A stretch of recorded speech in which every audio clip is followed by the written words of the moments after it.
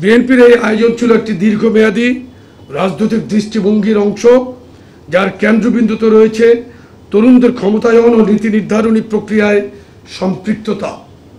আমরা বিশ্বাস করি, তরুণদের চিন্তা, প্রত্যাশা ও সমস্যার প্রতিফলন না থাকলে গণতন্ত্র টেকসই হতে পারে না। এই কর্মসূচির মাধ্যমে ভবিষ্যতের রাষ্ট্রচিন্তায় তরুণদের সক্রিয়ভাবে সম্পৃক্ত করার যে প্রয়াস নেওয়া হয়েছিল, তা শুধু একটি রাজনৈতিক কর্মসূচি ছিল না, এটি ছিল একটি বৃহৎ নীতিগত উদ্যোগ। বিএনপি সবসময় তরুণদের কেবল ভোটার হিসেবে নয়, বরং রাষ্ট্র গঠনের স্থপতি ও রাজনৈতিক নেতৃত্বের অংশীদার হিসেবে বিবেচনা করে।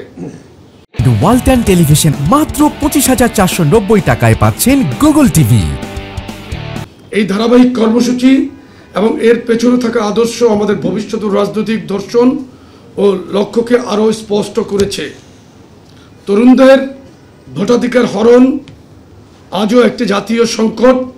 এটি শুধু একটি সাংবিধানিক অধিকার লঙ্ঘনের বিষয় নয়, বরং একটি প্রজন্মকে রাষ্ট্র পরিচালনায় অংশগ্রহণের মৌলিক সুযোগ থেকে বঞ্চিত করার নিষ্ঠুর উদাহরণ। ইতিহাস সাক্ষী, অতীত এই দেশের তরুণরাই ভোটের অধিকার ছিনিয়ে এনেছিল, তারা রাজপথে লড়েছে, রক্ত দিয়েছে, অগ্রণী ভূমিকা রেখেছে। আজ আবার তারা একই সংকটে দাঁড়িয়ে আছে।